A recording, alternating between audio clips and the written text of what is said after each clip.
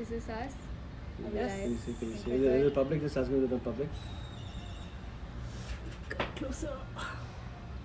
Are we on? Hello. Go start. Do we all have our TV voices on? Are we audible? I don't know. There, Kanchan. Hi, Kanchan. Okay. Oh, great. Oh, so many people coming in. What fun. Oh, so nice when you know your audience. So many friends joining in. Oh, hi, Ankita. My friend. You have friends? I have Oh my friends. goodness, great. Wow. It may seem like the quarantine isn't really showing that. But Oh, it's Karina, not Kanchan. oh, that was Karina, another friend of mine. So many friends. Oh my gosh, 50. Wait for 10. Wow, what fun. Well, should we start? Okay, let's get started. Yeah. Okay. Wait. We'll wait just for. Wait for Arvind, 20. Oh my god, from Okay, Sri let's wait for Lanka. 20. Yay, hi. 21! Okay, should we wait for 25? Okay, then let's get This started. Wow. this is My great, parents yeah. are social influencers. This is a big deal, you guys. Okay. Okay. Those so- are big words, Mika. What does it mean? Influencers, mom. Okay, we'll have a discussion TikTok? later. Don't touch it. Oh, I'm not supposed to touch my face. Sorry. Okay. Okay, well, hi everyone, good morning. Live from Mumbai, it's Saturday morning live with Mihika, yours truly, and my parents, Louis and Fiona. I'm getting closer. Yeah, Okay. these are my cool parents.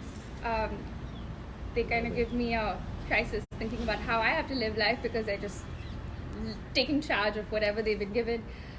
So hi everyone, welcome to Facebook Live. I'm Mihika and today I'm going to be grilling my parents about why they're giving away Kashif and my inheritance. Just kidding. They signed on with Living My Promise how long ago? Few months back. Few months, no, yeah, about that much, I think. Yeah. And I think it's really great. So just sit back, enjoy the conversation. If you have any questions, please comment. As you can see, people are joining in or commenting. We'd love to see your questions. All right. So in the meanwhile, let me introduce you all to Living My Promise. Inspired by the Gates and Warren Buffett's giving pledge, hashtag Living My Promise is a promise intended for ordinary Indians to donate 50% or more of their wealth during their lifetime to charitable causes. So the idea is very simple. Anyone who has a net worth of 1 crore or more rupees can sign up and pledge to donate more than 50% or more to any charitable causes that you would like to. Whichever causes, organizations or activities that you want to support is completely up to you. But the giving can happen either during your lifetime or you can put that in your will. So far, 42 Indians have signed on to this, and you can read more about why they decided to pledge and other information on the Living My Promise website, www.livingmypromise.org. I'll repeat that again, www.livingmypromise.org. All right. Do you have anything I want to start off with? No, let's get started. Yeah? Okay, cool. So let's get started. So my first question is, you had already decided to give away 50% of your wealth. Why? Well, I think we've been just very lucky as people. We have been, we've grown up always giving. Mm-hmm. Whether it was in church or whether it was seeing our parents help people in the community or whatever. Giving was a way of life. There was no such word as philanthropy. And I think that just became part of our existence. So I think when we had the ability to help and give, it just continued, and maybe on a different scale now, but I think that was part of our just part of our existence. It's nothing new as such. Right. But then what made you all want to go public with it? So the two things to it. One was it took us time to get comfortable to go public, because we were all taught that charity is something that you keep amongst yourself. You don't talk about it to others. You do it, and that's what genuine charity is about: helping people and not making a sound about it. But we quickly learned by seeing the experiences of others, that by getting out of the closet, you get others also to give. And one of our first examples on this was with Xavier's College, where Fiona studied at. And taught. And we were at the we were talking to the head of the department of the microbiology lab where Fiona used to work in, and we were talking to her and asked her, what is it that you guys would need money for? And she said to redo the lab, and we said, okay, we will do it. How much does it cost? She mentioned a certain price, and we said done. And then she asked us later, can we put your name up? And we thought maybe we don't need to do so, but she said, let's do it because it will help others. And we actually saw the benefit of it, because subsequently a lot more people put in a lot more money than we did, and a lot of other people started giving even smaller amounts, which they otherwise may not have done so. So by talking more about it, we were able to be a catalyst to do this. When Amit Chandra asked us whether we would sign the pledge, we were, I think, in the US, and we said, we got to ask the kids first, because they're the ones who are impacted. We'll be dead and gone here, so the money is irrelevant. But for them, and especially since both of them are in non-business fields, Mihika's in theatre and Kashav wants to look at the environment. And, and therefore, this money could be of a great help to them. But we talked to them, and they basically said, go ahead. It's your money. You do what you want to do with it, and hopefully they'll still talk to us when we're old and we need their help. But Living My Promise really helped us formalize the 50% plans that we had. And when we look at where we spend our money, it's not that we spend a lot of money anyway unnecessarily. What we spend most of our money is on education and travel, because we believe that that's what's important for them to learn and for us also to learn. And the rest is frankly left up to you, what you do with your lives. Well, another thing I can think of is also that human beings have a fabulous ability to display herd mentality. And when we're just trying to cash in on that we do this, and hopefully people will follow. So another reason for going public or Living My Promise. That's right. Yeah, Mika? So I didn't catch that last bit. What were you saying? No, carry on. So Just talking about herd mentality. That's how we and function. we're trying to cash in on it. So speaking of herd mentality, if you see people posting questions on the comment page, not page, but in the comment section, you do that too. We want to answer your questions, okay? Alright, so let's move on to talking about what you all do. Dad, I feel like he's involved in so many organizations that when he walks around and introduces and talks to people about what he does, I feel like you have to have like a resume to keep track of what he does. I have that on my phone because I've lost track. So Dad, you spend about 50% of your time working with philanthropies and organizations. Could you tell us more about what you volunteer on? Sure, when I quit 10 years back, everyone expected that I would set up an NGO, and I said we've got enough NGOs in India, we don't need another one. But there's so many people doing great stuff that if I was to just help on the sideline with whatever little I can do, we could have more impact, because some of the fabulous work that they're doing, we're just leveraging it. So what I really do is I just connect dots here. So people ask me today, what is it that I do? I connect dots here. And initially I spent time on education. I got involved with an organization called Akanksha, where Fiona was a volunteer. And then I understood the role of healthcare and the importance of that in the developing world, again, because Fiona was a volunteer at Sneha. And then realized over time that what's really required in the sector is capacity building. So how can we sort of help get more people in? How can we strengthen the systems? How can we be more effective in leveraging what we do? And the aim really is to increase prosperity and to reduce poverty. So we get involved really in two ways. One is by giving money, which is not much, because not that we have a lot of money, but more importantly, we give our time. And so on the funding side, we give a lot of money to education. It's the University of Chicago, it's Sunbird Trust, which works in the Northeast, in Manipur and Nagaland and Assam, run by a classmate of mine, Chris Rego.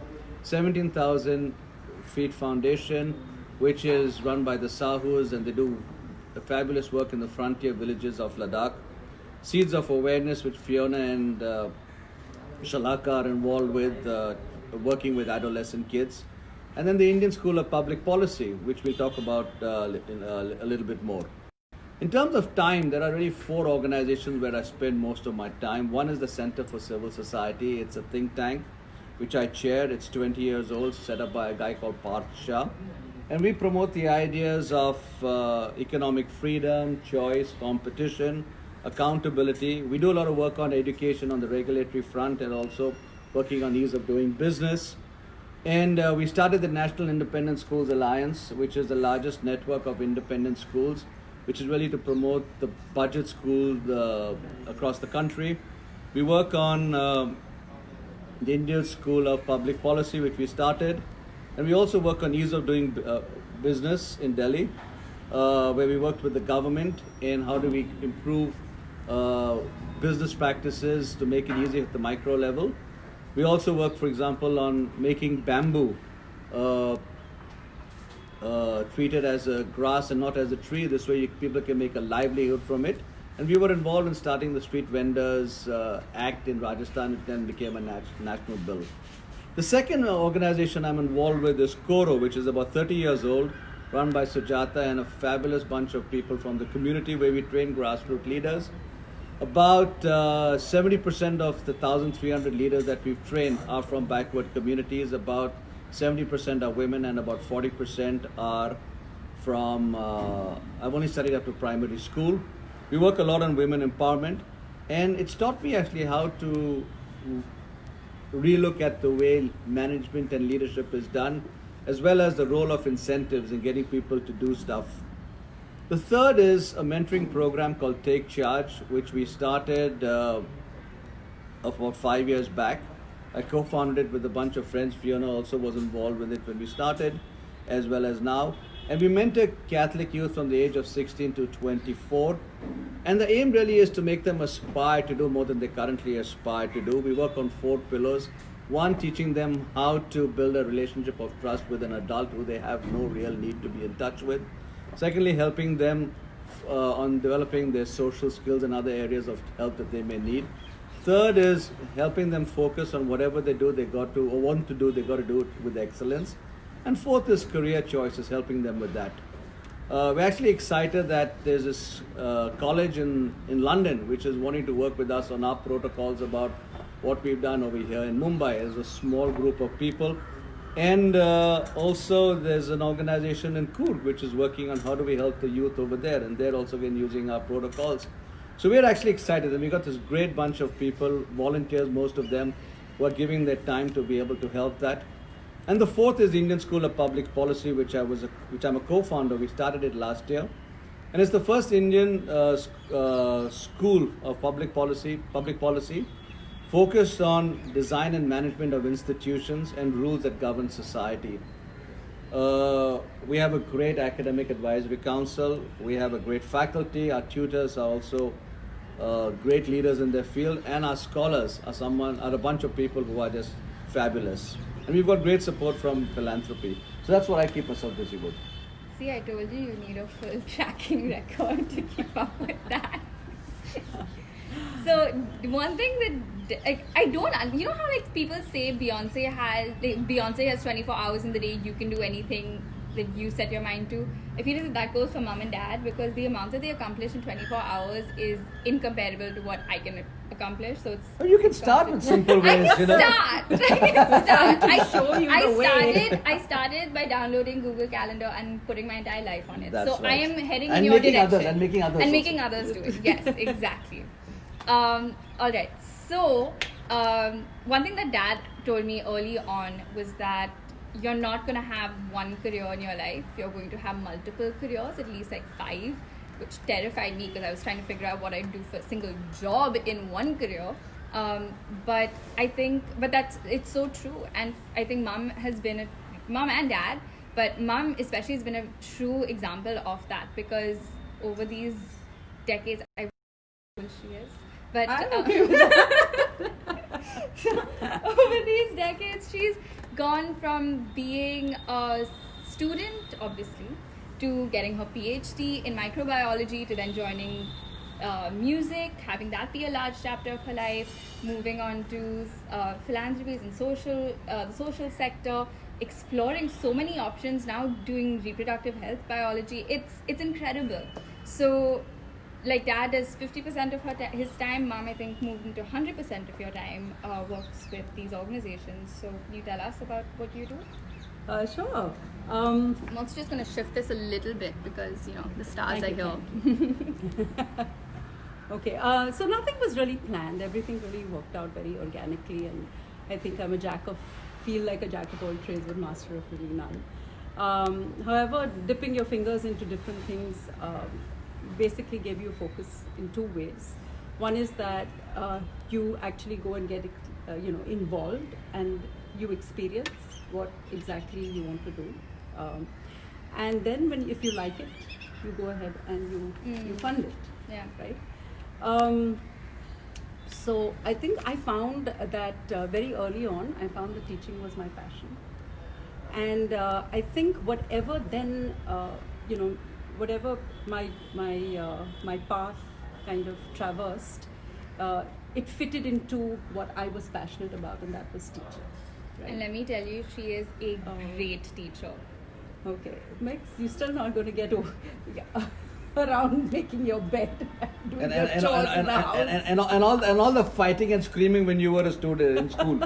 Let's not forget that. Okay, we're focusing on y'all now. Can we just go back to that? Yeah. So yeah, teaching was introduced to me at the time when I was doing my doctorate, and I just loved it. And then came back, was teaching with education at St. Xavier's College, but somehow formal education didn't really strike a chord. And I was introduced to Akanksha by a friend, Priya Agarwal, who was volunteering at that time with Akanksha. And it gave me a chance to just interact with teenagers, just love being with them and learning from them. We did, English and life skills and music and, dealing with adolescents, etc. And I learned so much from them too. And you could see that just with education and, with a different mindset of education, how these kids really excelled. So education really was important. And teaching and a different way of teaching was also very important. So just got my hands dirty with that. And you guys also experienced Akanksha. Remember you guys used to come? We used to sit in the Nehru Planetarium basement after class, and we'll have our little backpacks and do our homework while mom was teaching her sessions. Yeah, I remember that.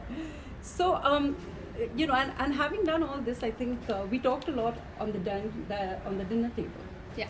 About our experiences, and I think that's how you got involved with Akanksha, because just listening to what was needed and what we could do better with, etc. In the middle of all that, the arts took over also, because so I was involved with singing with the Paranjyoti Academy chorus. We were traveling a lot with our concerts and our operas, so I took a little bit of a break there. Casual. But that again, we found that was being an artist. I know how difficult it is for money to come by, for us to express ourselves in different forms. And through the years, I think Dad and I have realized that we need to also give to the arts so that they flourish. And we've been primed well. But I think we try and support the arts where people are. We know that they're not going to get an opportunity to showcase what they're doing if they did not have the support, especially financially. And that has been actually wonderful. There have been some wonderful productions that have come out of that. So after Akanksha and the arts, etc., well, Sneha happened. I met Dr. Armida Fernandez, who is the founder of Sneha, and she was doing fundraisers. So I just casually started helping her with the fundraisers, and not realizing that talking about what you do and who you're involved with actually is a fundraising exercise by itself, because a lot more people get to know about these fabulous organizations who are doing things that we cannot do in our capacity. And I think that was the beginning of volunteering with Sneha. And Sneha, of course, works with health education for women and children. And I got so educated, working with the poorer community, even in Akanksha, was a different perspective that I got to a world that we live in a bubble. And I think that really introduced me to a different side, and to understand, what their challenges were and how we could be of help. We can't really solve everybody's problem, but how could we help? And yeah, the world, the perspective that I got from Sneha was just amazing. Louis, again, I think, talking about all my experiences while fundraising there, I kind of honed on his experiences in fundraising and learned a lot from there too. And then he also got involved, so it was really wonderful that we were working on the same in the same organization without killing each other. Yeah, how did that happen? How did y'all, as a married couple, work together? Oh, disaster. Not recommended. Yeah. I'm glad that we don't have a business or something like that. I Hello, don't business think is here. I am the business. Yeah, but yeah, and in the process of that, you guys were growing up, and you all were asking a lot of questions about your developing bodies, and using language that was,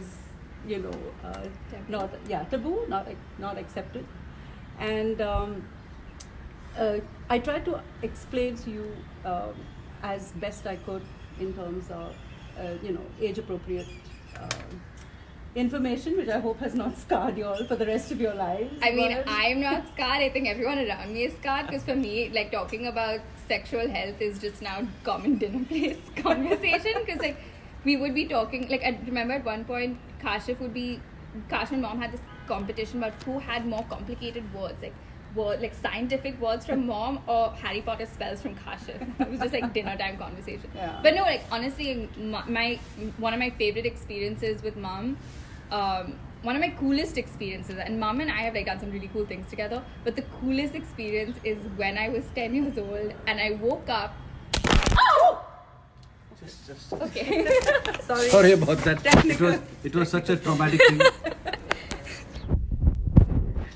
Sorry about that. It's important in a show to have excitement. Take it back. Take it back.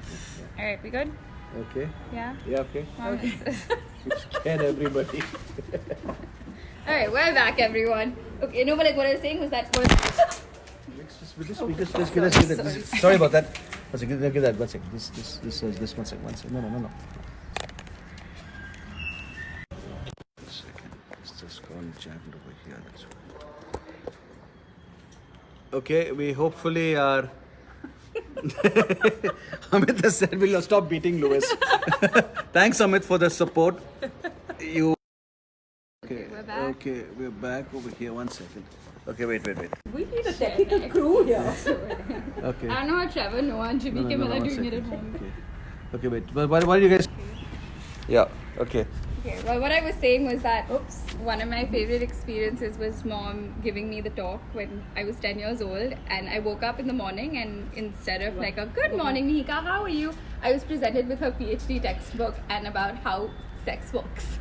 And that was the coolest thing I've ever done with her. Like, my mom gave me the talk and I wasn't embarrassed about it. And then she went on and gave the talk to all my friends. And I also wasn't embarrassed about that, because she is so good at it. Thank you, Mihika. You're welcome. I'm just trying to win brownie points. So sex education, like at the last, I think I've been involved with that for the last 11 years now. And This is a program that we have developed, talking to kids between the age of 9 and 14. It's amazing how they accept it. It's wonderful that schools have also accepted it, as well as parents, because nobody really talks about it. There's so much of social stigma and taboo that is it's going on. Sorry. No, a little high. Sorry. Just keep it. Okay, we're back. So there's nobody to stay there. I know that. Yeah. Sorry. Talking back about the sex education, it's amazing how it has been accepted. It's a real need, and more and more people want to engage in talking about this, because parents and teachers also have some sort of a bias that they don't, because of their background and how they were taught about it. But I met Shalaka, who was also doing the same thing, but she was doing a different aspect of it, and so we both kind of married our two works together, and we formed Seeds of Awareness that talks about comprehensive sexual education. And we have gone, our idea is to talk to as many kids as possible, but also to build capacity. And to do that, we have a course that we teach on comprehensive sexual education that is certified by TIS. And this basically, we are hoping that it brings about more sexual educators, which are really the need of the hour. So that is for sex ed. That Seeds of Awareness is what I'm involved with. Sorry, this has become a little distracting. Carry on. But okay. The show must go on. Yes, the show has to go on. Okay.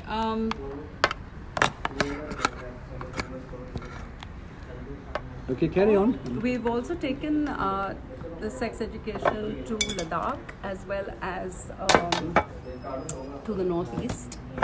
And Got it? Yeah. Dad. Just keep it down. Okay, carry on. yeah, and it's basically trying to teach children to make informed choices, and we enable them to make informed choices based on the awareness that we give in sexual health.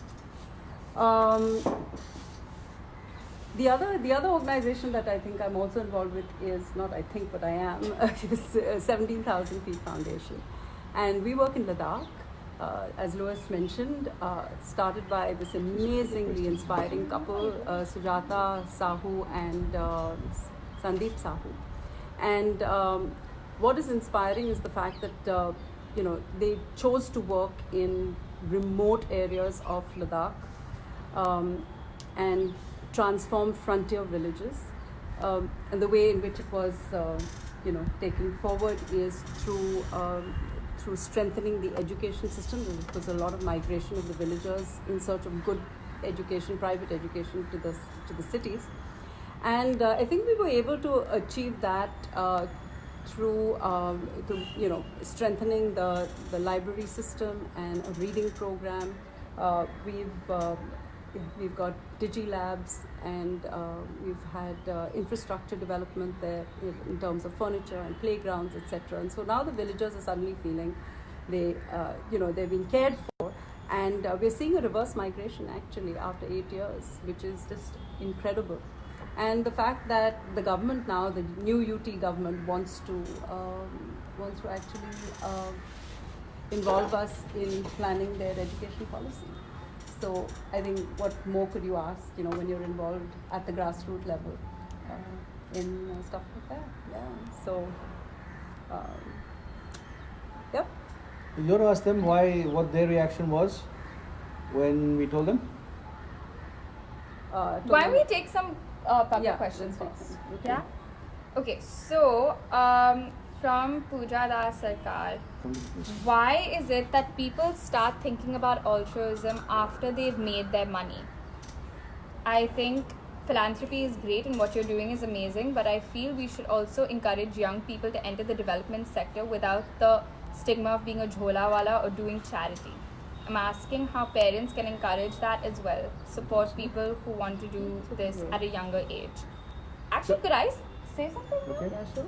I actually asked this question a few months ago, and a lot of people brought to my attention that we are doing. There are much more people, younger people involved than the previous generations in the development sector. We may not be giving money because, let's face it, when we're in our 20s and 30s, we're not earning big bucks, but we're giving our skills and our time, and that's pretty commendable. So I think like parents just have to bring their kids up in a way where but working with organizations is part of their lifestyle, so that way they recognize that there is a need for people in the development sector.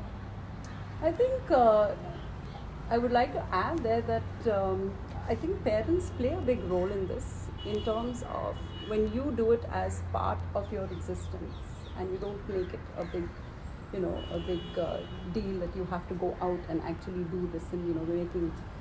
I think it just comes, the kids look at their parents and it's a way of life. Exactly. Right? And when it becomes a way, I mean, a lot of your experiences have been because you all have just been exposed, and I think exposure is very important. The more you expose yourself and get, you get to know and actually, get your hands dirty with whatever. Yeah, I just want to add on over here that when I finished business school, I was the lowest paid guy in my graduating class. But when I came back to India and I started working, I realized the only day I had free was on Sunday, so I went to the church next door and asked, how can I help? And he said, why don't you teach Sunday school? And I've never been to Sunday school in my life here. But to me, that's how I got started in my volunteering. So you don't need to do this when you're sort of old and fuddy-duddy like I am, but you can do it when you're young. And it's all about starting small, spending some time, giving small sums of money. And we had no money in the bank till we were in our 30s here. So, but we volunteer our time a lot. Yeah. And that's what's important also. Any other questions? Yeah. How do you ensure that the money given is utilized for the purpose intended? This is from Venkat. Sure. So I guess what gives us comfort, at least in the organization that we work with, we're involved in them. So we know what's happening. We have a pulse of what's there. What would you do if there's an organization which we're not involved with, and there are some of them? It's really the people behind it. So it's the comfort you get from dealing with people. It's like investing in a company. You got to be comfortable with who you're investing in. Similar problem. If you're dating somebody, you got to be comfortable with the person you're dating with. Similarly, when you're giving, you just got to be comfortable with the person you're giving money to. And and as I said before, I got involved first. Exactly. Understood what exactly how the organization runs, etc. And Well, then you build get a that sense. trust. You get a Yeah. sense from there. Yeah. Look at which organizations are funding them, which people are involved with. That's how you get comfortable with it. What next? Okay, so this is from Supriya Bandekar. How do you do fundraising for programs that work around sexuality in a country like ours where there's a culture of silence around it? Oh, it's very difficult. It's extremely difficult. People want you to talk about, sexual health, etc., but nobody wants to pay. So it's an uphill task, and we just have to go with begging bowls and try and give the best possible story about how it is going to help you. And I think parents seem to be very grateful that we are taking that off their shoulders. So maybe one way is to tap parents and have them fund things that we do in schools. Yeah. But or also fellowship programs that we can have for our teachers. When we build capacity. So And you've also said that like when parents are listening to your sessions, they also learn so much through your. Oh yeah. But we need bigger funding. That will not really suffice us. So speaking of funding, how do we think about living and giving in a time when we may be heading into a recession with the coronavirus? But that's a challenge today. I Yeah. mean, the message we give to all the organizations we're involved in is that it is not business as usual. It is not business as usual.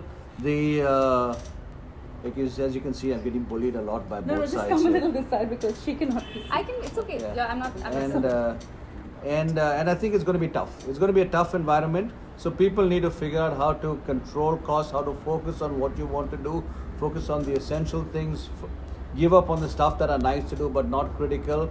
It's going to be a tough environment for the next, well, hopefully not more than a couple of years. For two reasons. One is that the businesses and the donors who've been funding will have competing claims for their money. As it is now, you see a lot of people saying, okay, let's focus on how do we prevent the coronavirus and focus on that, and we can keep the other things on hold. And secondly, individuals who are giving, if their incomes are sort of slowed down, it will be a challenge. So I think it's going to be a challenge. You're going to focus and be careful looking at cost and focusing a lot more on donor relations.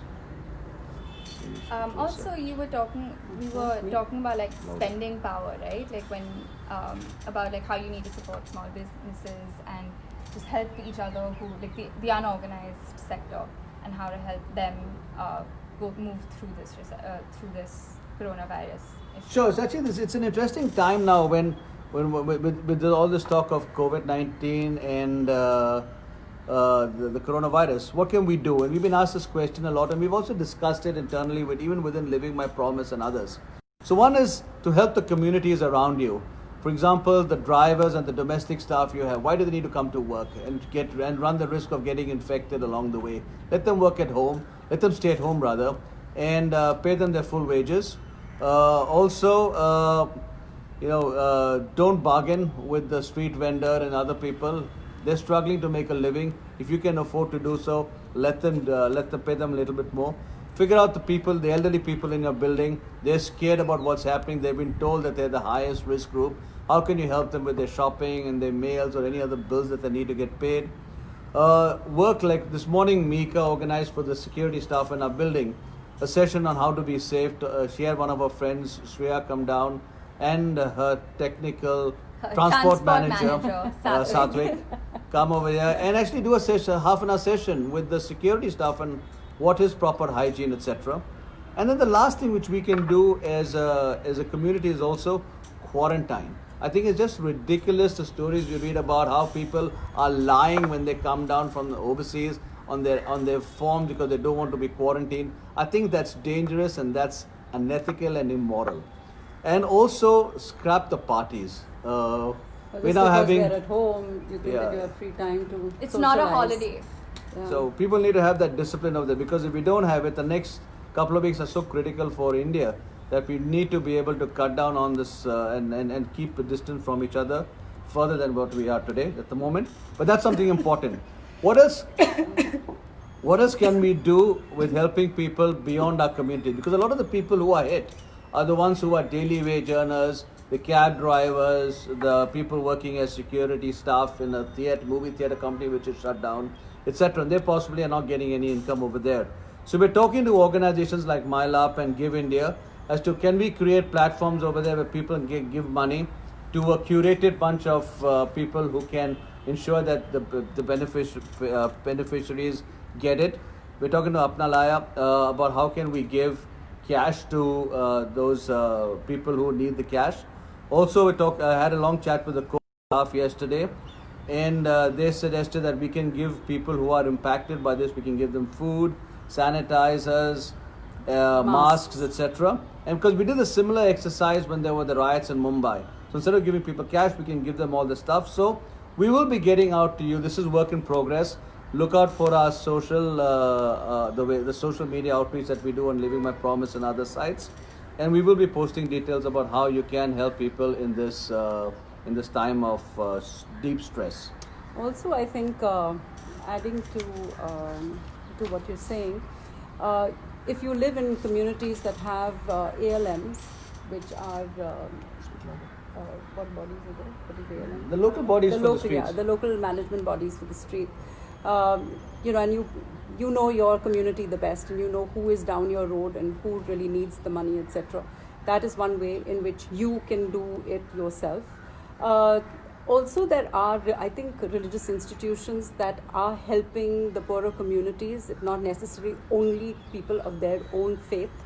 I know Father Warner is doing a lot of work with in Marot, the communities with his the slum communities in his parish, and he did a lot when we had the floods. So that is another way in which you can reach out to your religious communities and see how you can help there and who really requires the help.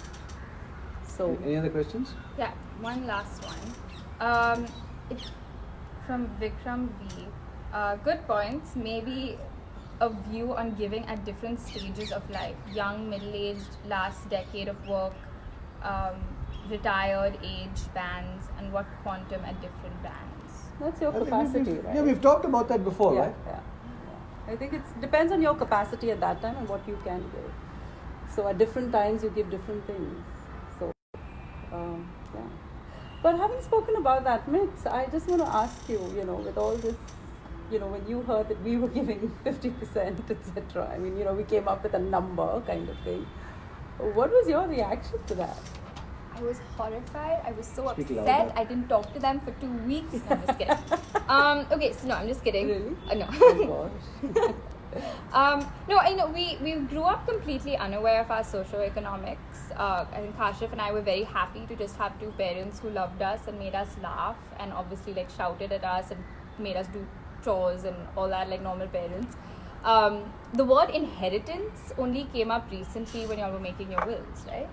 And even then, like we didn't blink, and then when y'all signed up with Living My Promise, we didn't blink an eye because that is something completely on brand with what y'all would do. When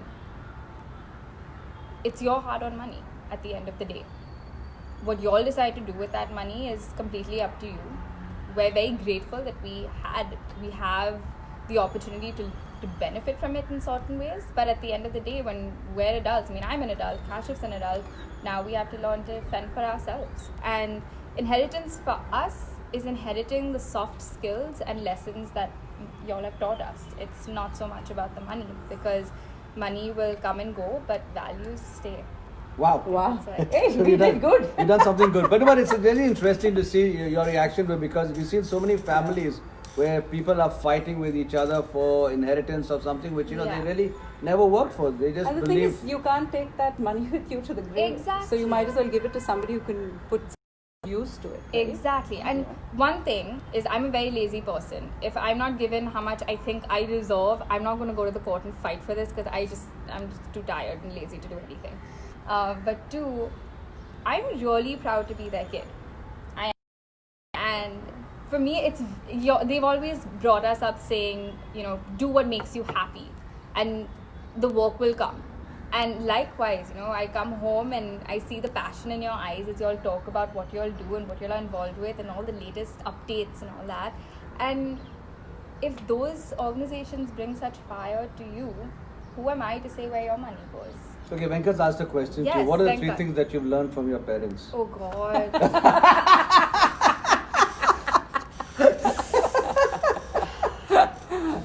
God. Okay, one is God, I have to think smarter. Make your bed. Okay. I know what I was saying. I was just gonna say that. Make your bed. Start off. Put your How do clothes you use the laundry? Okay, no. I think one is do what makes you happy. When I was trying to figure out what I want to do with my life, Dad and Mom always said, just do what makes you happy. The money will come, and right enough, it's happening. Two, family is most important, because family will stay through anything and everything. And three is God,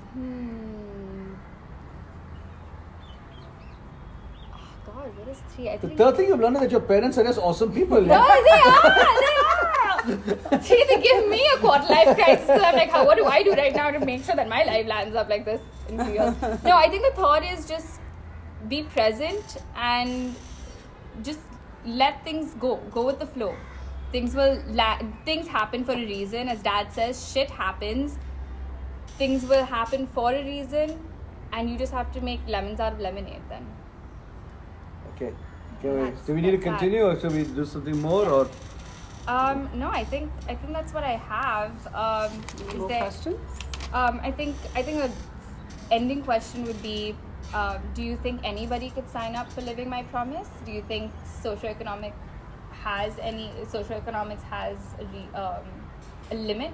With So, Living My so, Promise? so, look, what's been interesting when I look at the 42 people who signed up, they're just from such diverse backgrounds. We've had people who are old, some people who are young. We've got this young couple, for example, who've got young kids and they've signed up. And we're just amazed as to, them willing to do this at such a young age. The only sort of requirement that we have is that you got to have a net worth of 1 crore, and more just to have a cutoff. It doesn't mean anything else. We've debated a lot about this. Are we trying to make an exclusive club, etc.? No. It's just that we had to make it a cutoff so that you can make it something meaningful. You don't need to tell us where you're going to spend the money. All you need to do is just sign a pledge, small pledge that you will do so. We don't get involved in how much you have, where you're investing. It's all really built on trust, and it's really a way just to encourage people to give. In a time like this, where we're going through times which we've never experienced before, and the need to give is even more. So that's something which we'd like to sort of encourage over here. Beyond that, it's And nothing I much. think It's very also simple. there are, with Living My Promise, we've just come to know so many new people, and each one has their own organization or causes that they like to support. So now you suddenly have this huge list of causes that are so wonderful, and to see that humanity is wonderful in so many respects, that they are doing so much of work. Instead of only looking at the negatives, you keep on only focusing on the negatives, and this really allows you to focus on the positives, that so much work is being done. And after we've joined Living My Promise, I think we have come across so many more organizations that people support and are doing fabulous work. And I just want to say something for people my age. Just think about anything that you can do. If it's sharing your time, it's sharing your skills, even the amount you would probably spend on a nice dinner, that can go a long way to feed some kid or in school, or to give a woman a salary. Think about that. Maybe next time you go out with friends and you're throwing out an exorbitant amount of money, that's up to you. What you do with your money is completely up to you, but maybe think about putting a little percentage towards giving that a percentage of your bill to an NGO or something like that. But you still have the power. Just because you may not be earning in high lakhs and crores doesn't mean you can't give. And I think that's a really exciting bit about being a working adult now, is that you suddenly have disposable income that you can share now with And people. responsibility. Too many. So on that note, You're the is there boss. anything else? I'm the boss. Oh, how exciting. Okay. Wash your hands. Keep 6 feet distance apart, not like us right now. Yeah. Stay home. Stay home. There's so much activity. Thank you for signing in, because we all know you're all quarantined if you're all watching in. So thank you for that. And sorry for the collapse on the screen. It was just to add to the drama. So But yeah, thank you so much, and thanks for Living My Promise, because this is our social interaction for the day. without killing each other. Well, we'll see where we are at 6 o'clock today. All right, thanks Bye. so much, Thank you for logging everyone. in. Thank you.